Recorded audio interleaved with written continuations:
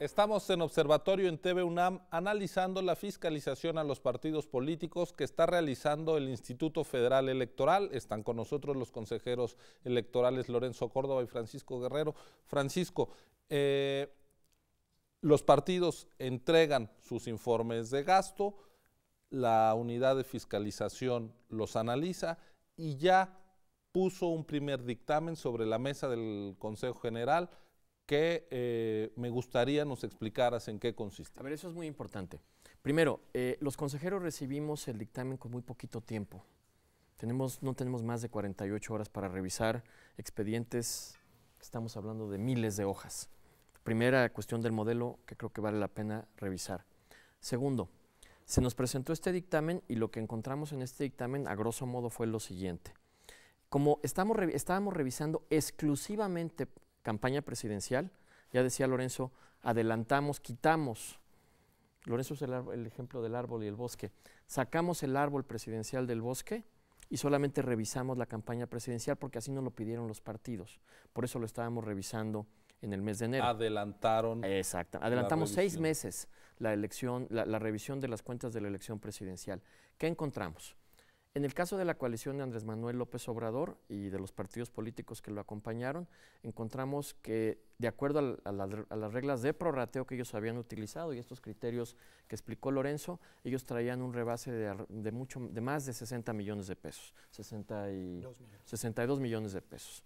En el caso de Josefina Vázquez Mota y de Gabriel Cuadri no encontramos ningún tipo de rebase, y en el caso de Enrique Peña Nieto y la coalición por la que él contendió, encontramos que traía todavía alrededor de un colchón, como se dice en estos términos de contabilidad, de alrededor de 8 millones donde no había rebasado, había quedado 8 millones y medio abajo de este rebase de topes. Eso fue lo que nos presentó la unidad de fiscalización. Y perdón, Paco, sí. Y un conjunto de irregularidades de otra naturaleza. Sí, de carácter formal. De carácter formal, pero también cosas como gastos no reportados. Es decir, si tú veías el listado final por partido de sanciones, el partido más sancionado, que de acuerdo con lo que proponía de la unidad de fiscalización, era el PRD con 50 y poquito millones, 54 millones, después el PRI con 46, si no me equivoco, y sucesivamente el resto de los partidos. Pero esto es importante señalarlo, porque lo que más llamó atención es lo que dice Paco de los rebase o no de los topes de gasto. Sí, que Andrés Manuel hubiera gastado más que Peña Nieto. Pero había también un conjunto de sanciones muy variado para todos los partidos políticos. Esto es importante porque se dio la impresión o pareció. No me referiría mucho ni a la candidata del PAN ni al candidato del PANAL, porque ellos, digamos, en términos generales, no tuvieron mayor dificultad. Pero en el caso de las dos coaliciones a las que hacía referencia Lorenzo, efectivamente el PRI, si el dictamen se hubiera aprobado en ese momento, hubiera tenido una multa de 45, que sumado con la multa del Partido Verde hubieran andado alrededor de 50 millones. La coalición de Andrés Manuel en su conjunto hubiera andado por arriba de 120 millones, porque al haber rebasado por 62 se duplicaba esta cantidad y esa era la multa. Ahora, ¿qué sucedió después? Porque esto creo que es importante en la secuencia lógica de las cuestiones que pasaron. Primero, un grupo de consejeros sí pensamos que era necesario tener por lo menos una semana más, y se votó con 7 votos a favor y 2 en contra. Se votó que se postergara una semana. Esta semana nos fue muy útil porque nos dio más tiempo para poder revisar documentos que son de por sí complejos. Y aclaró dudas. Y aclaró muchas dudas, lo revisamos con mucho cuidado. Después ya sí existió una división, yo formé parte de la minoría, ya don Sergio García Ramírez no pudo votar en esta ocasión por eventos que ya conocemos. Sí, había renunciado como consejero. Se integró una mayoría de 5 consejeros, en este caso Lorenzo estuvo en la mayoría, yo estuve en la minoría, donde había dos grandes disyuntivas.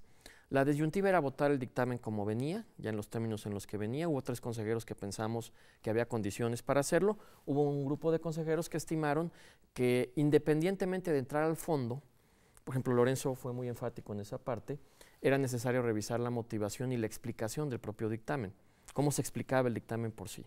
Lo que sí coincidimos Lorenzo y yo, y esto creo que fue muy importante, es que había un grupo de consejeros que pensaba que teníamos que volver a revisar el criterio del prorrateo. Y esto sí nos pareció que, si bien podría ser discutible si este criterio de prorrateo es adecuado o no, pues este criterio de prorrateo sí lo viene desde 1997. Pongo un ejemplo rápido.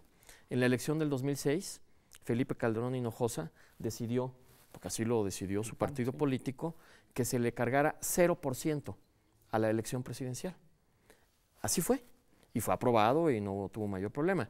En el 2012, para esta elección, el equipo de campaña del actual presidente, de Enrique Peña Nieto, decidió cargarle 1% al presidente de la República y el resto de manera Hay un problema con ese igual. criterio. Hay un problema. Es un criterio histórico. Sí, es un problema que viene desde que arranca la fiscalización en 96, 97. Ya Hay errores históricos. Hay errores históricos. ¿Qué pasa? Que los gastos que distribuyes entre 2 o más campañas, decíamos, en una mitad se distribuyen de manera igualitaria, pero la otra mitad queda a criterio del partido decir cómo quieres distribuirlo. Francisco decía el caso de la coalición Compromiso por México. Decidieron que solamente de la parte que ellos podían distribuir, solamente se le cargara a la campaña presidencial 1% y 99% a las campañas de diputados y senadores. Ingeniería contable. ¿Es Ingeniería contable. Llamémosle. En el Usar caso las reglas del juego, ¿no? En el caso de la coalición que postuló a López Obrador, dependía de los casos, pero cuando había coincidencia, un gasto que se tenía que distribuir entre la campaña presidencial y la de diputados o senadores, el 55% de lo que ellos podían decir cómo distribuirlo se le cargaba a la campaña presidencial. De nuevo, ingeniería contable. Unos descargan, digamos, el peso que se le va a cargar a la campaña presidencial, cargándoselo a la de diputados y senadores.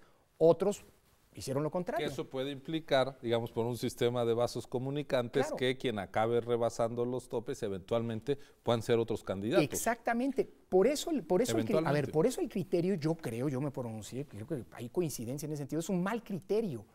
Pero ojo, lo que no podíamos hacer, consideramos una mayoría de consejeros, era cambiar el criterio a medio partido.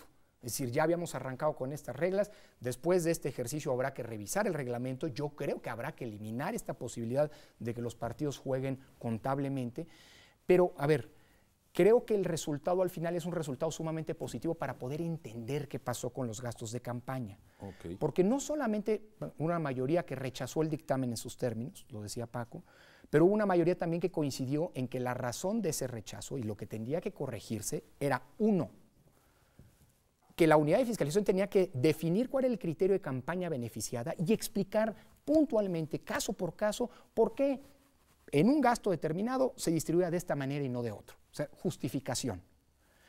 Y después, que no es algo sencillo porque estamos hablando de más de 110,000 operaciones que tendrán que ser sometidas a esta justificación. Pero lo segundo, ya que habíamos atendiendo una presión que creo que fue oportuno atender durante las campañas, porque en las campañas electorales, durante las campañas el IFE tiene la misión de llevar a buen puerto el proceso electoral, y había una petición de adelantar las campañas, ya lo mencionaba Paco. Bueno, adelantamos la revisión de las campañas, perdón, de los gastos de campaña, adelantamos lo que tiene que ver con la presidencial, y hoy, dado que lo rechazamos, decidimos reinsertar este árbol en el bosque que nos permitirá en julio tener una visión panorámica de los gastos de las campañas de presidente, de diputados y senadores para eventualmente evidenciar estos vasos comunicantes a los que tú haces referencia. Tú dijiste una cosa muy importante, Ciro, no sé si tengamos tiempo. Un minuto antes de un la minuto. pausa. Eso que tú dijiste es preciso. Ahora que se juntan senadores y diputados más presidente, vamos a ver de manera integral que era como estaba diseñado el modelo desde el inicio. Claro. ¿Por qué lo cambiamos? A petición de los partidos, particularmente, habría que decir, de la coalición de izquierda, que nos dijo, no, antes la presidencial, muy bien, lo hacemos antes, lo adelantamos 6 meses. Y luego ellos mismos decían no, ¿verdad? Después dijeron, no, mejor llévate todo el proceso hasta ese momento. Al final del día, lo que sí es un hecho es que cuando se conjunten senadores, diputados y presidente de la República, vamos a ver, si se vale la expresión, el overall de lo que es la película completa, y ahí no podemos prejuzgar porque no conocemos todavía ese dictamen. Ahí veremos cómo estas, como tú le llamaste, estrategias contables de los partidos políticos afectan, porque es distinto el tope para presidente que para senador, que para diputado federal. Muy bien, pues vamos a hacer una pausa para regresar a las conclusiones. Nos están explicando que entonces tendremos una visión, siguiendo la metáfora que han usado, del bosque de los 3 tipos de campañas federales, 500 diputados, 128 senadores y los candidatos a la presidencia de la República. Eso es lo que dictaminará el IFE en los meses por venir. Vamos a hacer una pausa, estamos, ya lo ve, hablando de fiscalización a los partidos con los consejeros electorales del IFE, Lorenzo Córdoba, Francisco Guerrero. Volvemos en unos segundos.